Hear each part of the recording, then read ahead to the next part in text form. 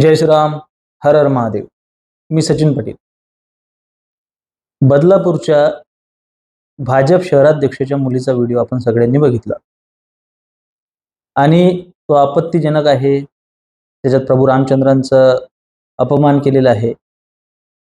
हे सगळं खरं असलं तरी तो शॉकिंग, तो धक्कादायक नाहीये, अनपेक्षित तर बिलकुलच नाहीये. कारण की मुलगी ही बदलापूरच्या भाजप शहराध्यक्षाची मुलगी आहे. काही दिवसांपूर्वी एक बातमी आली उत्तर प्रदेशमधून की तिथे एका नेत्याचा, उत्तर प्रदेश की बिहार, मी आता या इतक्या बातम्या येतात की तिकडे लक्ष पण देत नाही मी. त्याच्या घराच्या वास्तुशांतीच्या दिवशी तो स्पीकरवर देवी देवतांना शिव्या देतोय. तो पण भाजपाचा नेता. पूर्ण मोहल्ला परेशान. भाजपाच्या पदाधिकाऱ्यांची एलिजिबिलिटी, जे की मी यापूर्वी खूपदा सांगितलेलं आहे, भाजप कुठल्या लोकांना महत्त्व देते आणि कुठल्या लोकांना ते वर ओढते, हे मी बोलून बोलून थकलोय की एवढा जास्त अपराधगंड भाजपामध्ये आणि संघामध्ये सुद्धा एवढा अपराधगंड आहे की त्याला काही मर्यादा नाही. ही अपेक्षा मला भाजपाच्या नेत्यांकडून सर्रास राहिलेली आहे आणि मी हा खूप व्यक्तिगत अनुभव घेतलेला आहे. असं मला म्हटलेलं सुद्धा आहे का भाजपाच्या वरिष्ठ नेत्यांनी की हा तुमचा व्यक्तिगत अनुभव आहे, त्याला काही किंमत नसते व्यक्तिगत अनुभवाला. पण व्यक्तिगत अनुभव म्हणजे माझ्या काय बांधाचं भांडण आहे का, की माझ्या काय शेताचा विषय आहे का, 8 आणि 7 बाराचा विषय. पण माझे व्यक्तिगत अनुभव हे समाजाशी जुळलेले आहेत आणि मी बघितलेलं आहे की अत्यंत वाईट अनुभव मला आलेले आहेत. भाजपामध्ये अभ्यासू नेते आहेत, वरती बसलेले लोक अभ्यासू आहेत, हा सगळ्यात मोठा गैरसमज आहे. तो धुवून काढा, सर्फ एक्सेल लावून वॉशिंग मशीनमध्ये टाकून स्वच्छ धुवून काढा. घंट्याचा अभ्यास आहे यांचा. सोशल अँड एन्व्हायरमेंट काय आहे, सायकोलॉजी काय आहे सोसायटीची, कुठे एका साईडला समाज झुकलेला आहे, त्या समाजामध्ये समतोल कसा साधायचा आहे आपल्याला. 1,35,00,000 यांची लोकसंख्या आहे, त्याच्यामध्ये 45 लाख मातंग आहेत. या एवढ्या मोठ्या समाजासाठी आपण काय करू शकतो. तो समाज आजही बहुतांश आता खूप सारा धर्मांतरित होतोय, खूप सारा आंबेडकरवादी चळवळीकडे जातोय. पण आपल्याजवळ एक वेळ होता की जो मधुकरराव कांबळेंसारख्या लोकांच्या नेतृत्वामध्ये आपल्याला दिसत होतं की आपल्याला त्यांनी जोडून ठेवलेला तो समाज आहे. त्यावेळी आपण कृतीमध्ये येणं खूप गरजेचं होतं, ॲक्शनमध्ये येणं खूप गरजेचं होतं. त्यावेळी आपल्याला कैकाडी समाजाला, रामोशी समाजाला, चांभार समाजाला आपल्याला प्रतिनिधित्व देणं भाग होतं. त्यांना आपण जोडून ठेवण्यासाठी आपण काय प्रयत्न केलेले आहेत. आम्ही खूप प्रयत्न करतो. तोंडाच्या वाफा घालून आपण काय सिद्ध करतोय. प्रतिनिधित्व जोपर्यंत तुम्ही त्यांना देत नाही, जोपर्यंत तुम्ही त्यांना सक्षम बनवत नाही, जोपर्यंत तुम्ही त्यांना रोजगार देत नाही, जोपर्यंत तुम्ही त्यांच्यासाठी एक इकोसिस्टम निर्माण करत नाही, तोपर्यंत ते लोक सक्षम होणार नाहीत. तुम्ही या सर्व समुदायांना, यांनाच नव्हे तर ओबीसी मधल्या सुद्धा लोकांना, तुम्ही धनगरांना म्हणू नका, तुम्ही गवळी समाजाला म्हणू नका, तुम्ही सुतार समाजाला म्हणू नका, तुम्ही तेली समाजाला म्हणू नका. हे जे लढवय्ये समाज आहेत, हे धर्मासाठी जी लोक शस्त्र हातात घेतात, त्या लोकांसाठी तुम्ही आजपर्यंत त्यांना सुद्धा तुम्ही पाहिजे तसं प्रतिनिधित्व दिलेलं नाहीये. भाजपा लांगुल चालनामध्ये केवळ एकाच समाजावर कॉन्सन्ट्रेट करत आहे, ही गोष्ट आपण समजून घेतली पाहिजे. आणि समाज म्हणजे केवळ त्या जाती संदर्भातच बोलत नाही मी, तर त्या विचारसरणीच्या तमाम लोकांवर, म्हणजे भाजपामध्ये सुद्धा त्याच लोकांना प्रतिनिधित्व भेटतंय, त्याच लोकांना पुढे जाण्याला प्रोत्साहन मिळतंय, जी लोक त्या संघ भाजपाच्या नेत्यांची चाटुकारिता करतील आणि सोबतच काही विशेष महापुरुषांची चाटुकारिता करतील, त्यांचं सतत नाव घेत राहतील आणि काही विशेष समाजांचं लांगुल चालन करतील. अशाच लोकांना सुद्धा प्रतिनिधित्व देत असल्याचं आपल्याला बघायला मिळतं. नाशिकमध्ये काळाराम मंदिर आहे. काळाराम मंदिरामध्ये वारंवार जो प्रभू रामचंद्रांचा अपमान होतो. काल परवाचा सुद्धा मला एक व्हिडिओ आला. तिथे काही तरुणांचे जथ्थे जातात, काही बौद्ध भिक्षू जातात आणि ते कायमस्वरूपी तिथे जाऊन आंदोलनाच्या भाषा करतात. हे बघा, ते मंदिर आहे, त्या मंदिराचं पावित्र्य मांगल्य आपण टिकू शकत नाही. या प्रभू रामचंद्रांचा तुम्ही सन्मान ठेवू शकत नाही, तर मग इथं मुलं त्यांना शिव्या देतात, शिवीगाळ करतात, प्रभू रामचंद्रांची आलोचना करतात, विटंबना करतात. प्रभू रामचंद्र ताळपत्रीतच बरे होते. मला एक हरिभक्त परायण आमचे मित्र आहेत जगन महाराज, त्यांनी मला एकदा म्हटलं की दादा, प्रभू रामचंद्र ताळपत्रीतच बरे होते. निदान काँग्रेसच्या काळामध्ये कोणी उठसूट उभा राहून त्यांना शिव्या तरी देऊ शकत नव्हता. एका महाराजाच्या मनातली तळमळ आहे, कारण की आज प्रभू रामचंद्रांची जेवढी आलोचना होती आहे, जेवढी प्रभू रामचंद्रांची टीका होती आहे, काळाराम मंदिरामध्ये जाऊन थया जो नाच होतोय, नंगा नाच जो होतोय, तिथे जे प्रभू रामचंद्रांची विटंबना होती आहे, माझं असं म्हणणं आहे की हा प्रश्न श्रद्धेचा, अंधश्रद्धेचा आणि विज्ञानवादाचा नाहीये. तुमच्या प्रभू रामचंद्रांचं अस्तित्व दाखवा असं तुम्ही प्रश्न विचारू शकत नाही, कारण की या देशाला जर का आपण सेक्युलर म्हणत असू, सर्व धर्मनिरपेक्ष म्हणत असू, जर आपण म्हणत असू की या देशामध्ये सर्व धर्म समभाव आहे आणि आपल्याला संविधानिक अधिकार तो आहे की तुम्ही तुमच्या धर्माचं जतन केलं पाहिजे, तर ते आपल्या इष्टांचा सन्मान करणं सुद्धा आपलं कर्तव्य आहे. या देशाच्या कायद्यामध्ये तुम्हाला ईशनिंदेचा कायदा करून दिलेला आहे, 295 कलम आपल्याला टाकून दिलेली आहे.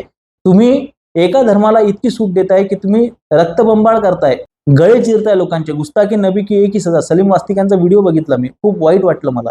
कमलेश तिवारी रक्ताच्या थारोळ्यात पडलेले होते. एका समाजाला तुम्ही ते स्वातंत्र्य देताय, ते मुभा देताय की ते व्हिडिओ काढू शकतात, सर तनसे जुदाचे नारे देऊ शकतात. तुम्ही प्रत्येकावर त्यांच्यातल्या कारवाई करू शकत नाही. आणि दुसरीकडे एका समाजाचं तुम्ही त्याच्या दमदाटी करताय, एवढा तुम्ही त्याच्यावर दबाव आणताय की आम्ही तुमच्या रामाची विटंबना करणारच. हा श्रद्धेचा भाग आहे, हा अंधश्रद्धेचा भाग नाहीये.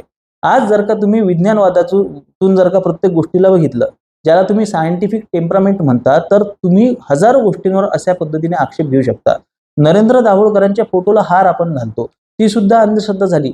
आज महापुरुषांचे आपण जल्लोषामध्ये कार्यक्रम साजरे करतो, त्याच्यामध्ये काय सायंटिफिक टेम्परामेंट आहे? सद्भावना व्यक्त करणे किंवा त्यांना श्रद्धांजली देणे का आवश्यक आहे? एलिमेंटरी टेबलमध्ये श्रद्धांजली नावाचा कुठला शब्द आहे का? जसं आत्मा हा शब्द आहे का तुम्ही विचारता. जर का तुम्ही वैज्ञानिक दृष्टिकोनातून जर गेलात ना, तर परवाला दिव्य कीर्ती सारखी लोक, त्या विकास दिव्य कीर्ती सारखी लोक सांगतात की बाबा मोनोगामी म्हणजे एक पत्नीत्व किंवा एक पतित्व, ह्या गोष्टींना म्हणजे एका पार्टनरसोबत प्रामाणिक राहण्याला कुठलंही सायंटिफिक अस्तित्व नाही. परवा त्यांचा व्हिडिओ आलेला आहे. श्याम मानव सुद्धा म्हणतो की मोनोगामी हे प्राण्यांमध्ये एक्झिस्टच करत नाही.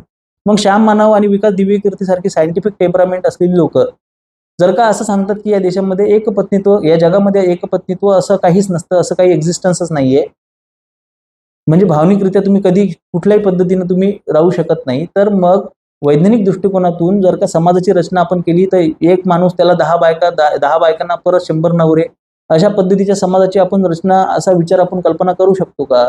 श्राद्ध घालण्याला जर का हे नाहीये, काहीच अर्थ नाहीये, तर मग डेड बॉडी जाळायची किंवा पुरायची तरी कशाला? ती कुत्र्यांना का खाऊ घालायची नाही? प्रत्येक गोष्टीला तुम्ही एका मर्यादेच्या बाहेर वैज्ञानिक दृष्टिकोनापर्यंत नेऊ शकत नाही. हा भावनांचा प्रश्न आहे. प्रभू रामचंद्र हे कबीरांपासून तर जगद्गुरु तुकोबारायांपर्यंत हा आपला हा सांस्कृतिक वारसा आहे. या जगामध्ये सगळ्या जगातल्या सगळे कल्ट, सगळ्या क्लॅन्स त्यांच्या संस्कृतीच्या परंपरेला, वैज्ञानिक दृष्टिकोनाला, सायंटिफिक टेम्परामेंटला, सायंटिफिक अप्रोचला बाजूला ठेवून ते सन्मान देत असतात संपूर्ण जगामध्ये. आणि ती गोष्ट त्यांची नाड त्यांच्या संस्कृतीसोबत जोडून ठेवते. त्यामुळे मी या देशातला असल्याचा, ह्या समाजाबद्दल, या मातृभूमीबद्दल आपल्याला सन्मान आणि प्रेम कायमस्वरूपी राहतं. प्रभू रामचंद्र तो धागा आहे जो संपूर्ण भारतीय उपखंडाला जोडतो, आणि तो जोडत असलेला धागा, त्याच्याबद्दल सन्मान व्यक्त करणे आणि त्याच्याबद्दल सद्भावना ठेवणे हे आपलं कर्तव्य आहे, हा आपला अधिकार आहे. त्या अधिकाराचं हनन संविधानाच्या नावाखाली होऊ शकत नाही. ते करणारे गुन्हेगारच आहेत, त्यांना कठोरातली कठोर शिक्षा झाली पाहिजे. तुमच्यावर अन्याय झालाय, अत्याचार झालाय म्हणून आम्ही आता तुमच्या इष्टांना शिवीगाळ करू, याला कुठल्याही पद्धतीने वैज्ञानिक आधार नाहीये. माझ्या आजाने तुझ्या आजाचं टमरेल सांडवलं म्हणून तू माझ्या घरात येऊन हागणार, ही गोष्ट तुम्ही कशाही पद्धतीने, कुठल्याही लॉजिकने, कुठल्याही दृष्टिकोनातून तुम्ही सिद्ध करू शकत नाही. किम जोन नावाचे डिक्टेटर वडिलांच्या गुन्ह्याची शिक्षा त्याच्या मुलाला देतात, त्याला आपण डिक्टेटरशिप म्हणतो, त्याला आपण हुकुमशाही म्हणतो, त्याला आपण इलॉजिकल गोष्ट म्हणतो, तर्कविहीन गोष्ट आपण त्याला म्हणतो. या पद्धतीची तर्कविहीन गोष्ट आपल्या आज भारतामध्ये सुरू आहे. तुम्ही 3000 वर्ष आरक्षण भोगलंय, तुम्ही ते प्रिव्हिलेज घेतलंय म्हणून आज आम्ही तुमच्या उरावर येऊन थैथयाट करू आणि थया नाचू, आणि तुम्हाला ते ऐकूनच घ्यावं लागेल, नाही तर तुम्ही चिरडले जाल, तुम्हाला आम्ही मारून टाकू, आम्हाला तुमच्या मुली वापरायला हव्यात, आम्हाला तुमची संपत्ती हवी आहे. म्हणतात त्याला की ते जिसकी जितनी संख्या उसका उतनी भागीदारी वगैरे असं काहीतरी ते म्हणतात. संख्येच्या हिशोबानं संपत्तीचं समान वाटप झालं पाहिजे. ह्या गोष्टींना काही सेन्स बनत नाही, काही लॉजिक बनत नाही. याचा अर्थ ज्या लोकांनी मेहनत करून संपत्ती जमवलेली आहे, तो केवळ सवर्ण असल्यामुळे त्याचा दोष ठेवून त्याची संपत्ती हिसकावून ती सर्वांमध्ये वाटून द्यावी. बरं, ते ऑलरेडी झालेलं आहे. कुळ कायद्यामध्ये जमिनी गेलेल्या आहेत लोकांच्या, ब्राह्मणांच्या गेलेल्या आहेत, मराठ्यांच्या तर सर्वाधिक गेलेल्या आहेत. आज ते दुखणं घेऊन मराठी बसलेले आहेत का? ते दुखणं घेऊन ते रडतायत का? नाही ना. मग ही गोष्ट आज तुमच्या समाजाने, सगळ्या समाजाने, देशातल्या वरिष्ठांनी, सत्तेत असलेल्या लोकांनी ही गोष्ट समजून घेतली पाहिजे. या देशाचा विकास साधायचा असेल तर केवळ प्रिव्हिलेज, केवळ सवलती, केवळ आरक्षण, केवळ रिझर्वेशन देऊन होणार नाहीये.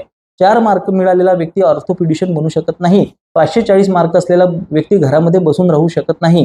हे जे डिस्क्रिमिनेशन आज आपण करतोय, 5000 वर्षाच्या नावानं, अन्यायाच्या नावानं आज आपण हे जे करतोय, जे तुम्ही त्या लोकांना सवलती देतायत, तुम्ही मुभा देताय की तुम्ही इष्टांना, देवी देवतांना शिवीगाळ करू शकता आणि त्या लोकांना आपण फेम देतो. कुठल्याही शाळेमध्ये जाऊन राळा करायचा, मनुवाद, ब्राह्मणवादाच्या नावानं बिंबीच्या देठापासून पिळायचं, मोठमोठ्यानं आरडाओरडा करायचा, नंतर मग बिग बॉसमध्ये जायचं आणि तिथे जाऊन सुद्धा तलवारीनं कापायची भाषा करायची. या पद्धतीने जर का युथला आपण हे करत असू, जर का प्रोत्साहन देत असू, अशा पद्धतीने जर का आपण तरुणांना घडवत असू, तर आपला देश काय घंट्याचा विश्वगुरू बनणार आहे. आणि याच्यामध्ये जर का आपण खूप जास्त हातभार लावतोय, आपण सत्ताधीश, सत्तेत बसलेली लोक जर का ह्या गोष्टींना अजून अधिकाधिक खतपाणी घालतोय, तर खरोखर आपण आपल्या देशाला कुठे नेतोय हा विचार आपल्याला करणं भाग आहे. दुर्दैवाने हा विचार होताना आपल्याला दिसत नाही. कुठेतरी या गोष्टी थांबल्या पाहिजेत. कुठेतरी या देशामध्ये राम ताळपत्रीत राहायला तरी चालेल, पण त्या रामाला सन्मान आपण दिला पाहिजे. कुठेतरी आता कायदा बनला पाहिजे. तुम्हाला या देशातून नक्षलवाद जर का संपवायचा असेल, संपूर्णतः लोकांना जर का हे बघा, भाजप सुद्धा याला का खतपाणी घालतंय, कारण की ह्यांची सुद्धा हजार लफडी आहेत. ती वरती येऊ नयेत म्हणून कदाचित हे चाललेलं असेल. मला असं वाटतं लोकांना फक्त याच्यातच गुंतून ठेवायचं, नाही तर एका फटक्यात सगळ्या गोष्टी संपू शकतात. तुम्ही उद्यापासून कठोर कायदा करा की कुठल्याही धर्माची चिकित्सा होणार नाही, कुठल्याही ना बौद्धांची चिकित्सा होणार, ना जैनांची चिकित्सा होणार, ना इस्लामची चिकित्सा होणार. बंद करून टाका. काही गरज नाही. देशाच्या प्रगतीचा ह्या गोष्टींशी काडीचाही संबंध नसतो. तुम्ही कुठला बिलीफ सिस्टीम तुमची आहे, तुम्ही कशावर विश्वास ठेवता, श्रद्धा, अंधश्रद्धा, सगळ्यात आधी ते अंधश्रद्धा निर्मूलन समितीवर बंदी आणा. सर्वात आधी काळीचीही तुम्ही जर का परधर्माची चिकित्सा करत असाल, तुम्ही धर्म सोडल्यानंतरही कुठल्याही देवी देवतांबद्दल, इष्टांबद्दल तुम्ही बोलत असाल, त्याला कठोरातली कठोर शिक्षा करा आणि ते शिक्षा अंमलबजावणी त्याची करा, त्या शिक्षेची. कोणीच काहीच बोलणार नाही, काहीच, कुठल्याही धर्माबद्दल काही. बघा, सगळी लोक रोजगाराच्या मुद्द्यावर येतील, सगळी लोक पर्यावरणाच्या मुद्द्यावर येतील, सगळी लोक लोकसंख्येच्या मुद्द्यावर येतील, सगळी लोक विकासाच्या मुद्द्यावर येतील, कारण की बोलायला मुद्दे राहणार नाही. आजकाल काय होतंय माहिती आहे काय, डायव्हर्ट करायचं आहे. कोणी उठता औरंगजेबाच्या कबरीवर फुलं व्हायची, टिपू सुलतानचा फोटो लावायचा, कुठल्या तरी जातीवर काहीतरी बोलायचं, कुठल्या तरी धर्मावर काहीतरी भाष्य करायचं आणि झालं पेटवा पेटवी सुरू, भांडणं सुरू, त्याच्यातच वाद सुरू. तुम्हाला खरोखर या देशामध्ये प्रगती पाहिजे का? लोक मला म्हणतात की तुम्ही माती भडक, नाही, आम्ही फक्त संरक्षण करतोय. आम्ही ढाल बनून उभे आहोत, आम्ही मध्ये उभे आहोत ढाल बनून, कारण की आम्हाला आमच्या धर्मावर येणारे आक्षेप, आम्हाला आमच्या धर्मावर येणारे वार आम्हाला परतून लावायचे आहेत. कारण की आमच्या येणाऱ्या पुढच्या पिढ्या विचारतील की जेव्हा तुमच्या इष्टांचा अपमान होत होता, जेव्हा तुमच्या गुरुजनांचा अपमान होत होता, जेव्हा तुमच्या पूर्वजांचा अपमान होत होता, जेव्हा तुमच्या क्षत्रियत्वाचा अपमान होत होता, ब्राह्मणत्वाचा अपमान होता, तुम्ही काय गोट्या खेळत होते का? हे आम्हाला आमच्या येणाऱ्या पुढच्या पिढ्यांनी विचारू नये म्हणून आम्ही संरक्षण करतोय. आम्ही कोणावर गरळ ओकत नाहीये, आम्ही कोणाला नावं ठेवत नाहीये, आम्ही ही टुच्चेगिरी करत नाहीये. उलट ही टुच्चेगिरी करून समाजाचं वातावरण गढूळ करणाऱ्या लोकांना आम्ही थांबवण्याचं काम करतोय. सरकारने सुद्धा हेच केलं पाहिजे, पण लोकांचं लक्ष प्रमुख मुद्द्यांवर जाऊ नये म्हणून कदाचित देवेंद्र नरेंद्रची ही चाल असेल, ही खेळी असेल, असं कदाचित असेल का असं वाटायला आम्हाला लागलेलं आहे. याच्यासाठी आम्ही भाग पडतोय असा विचार करण्यासाठी. तोडा ना भोसडीचे, त्या काळानं मंदिरातून बाहेर काढून तोडा ना. प्रभू रामचंद्रांवर बोलणाऱ्याचे हातपाय तोडा ना, टाका ना 4-4, 5-5 वर्ष जेलमध्ये. गौतम बुद्धांची चिकित्सा करणाऱ्याला पण तोडा, इस्लामची चिकित्सा करणाऱ्याला तोडू नका, तेच तोडतात. त्याची तुम्हाला काही देणे घेणे नाही, ते सहस्त्रांशी युद्धासाठी ते तयारच आहेत, सूर्यापासून. तुम्ही फक्त समाजामध्ये तेळ निर्माण करणारी वक्तव्य करणाऱ्यांवर लक्ष ठेवा आणि त्याच्यामध्ये आम्ही येत नाही. आम्ही तेळ निर्माण करणाऱ्यांवर आक्षेप घेतोय, त्या तुम्ही लक्षात घेतलं पाहिजे. आजपर्यंत सर्वात ना माहिती आहे, मी प्रखर हिंदुत्ववादी आहे, पण आजपर्यंत कुठेही इस्लामवर मी वेडा वाकडं बोललेलो नाही. त्यांच्या बापालाही घाबरत नाही मी, पण मी बोलत नाही कारण की त्याची आवश्यकता नाहीये. गाढवं इकडे आहेत, गाढवं तिकडे सुद्धा आहेत. गाढवांना शहाण बनवण्याचं काम माझं नाहीये. माझं काम आहे, जी लोक विवेकवादी आहेत, जी लोक धर्मवादी आहेत, जी लोक आध्यात्मिक आहेत, त्या लोकांच्या अधिकारांना सुरक्षित ठेवणं, त्यालाच धर्मरक्षण म्हणतात. कोण बाकी तिकडे काय घालतंय, कोण काय काशी करतंय, त्याच्याशी मला काही सोयर सुटत नाहीये. ही गोष्ट आपण लक्षात घेतली पाहिजे की दुसऱ्यांवर टीका टिप्पण्या त्या जर का तुम्ही थांबवल्या ना, तर या देशातले 90% प्रश्न एका फटक्यात सुटतील, एका फटक्यात. कारण की लोकांकडे फालतू विचार करायला, फालतू लेख लिहायला, फालतू गोष्टी, फालतू चिकित्सा करायला वेळ राहणार नाही. मला इस्लामची चिकित्सा पण पटत नाही, काही संबंध नाहीये आपला त्या इस्लामच्या चिकित्सेसोबत.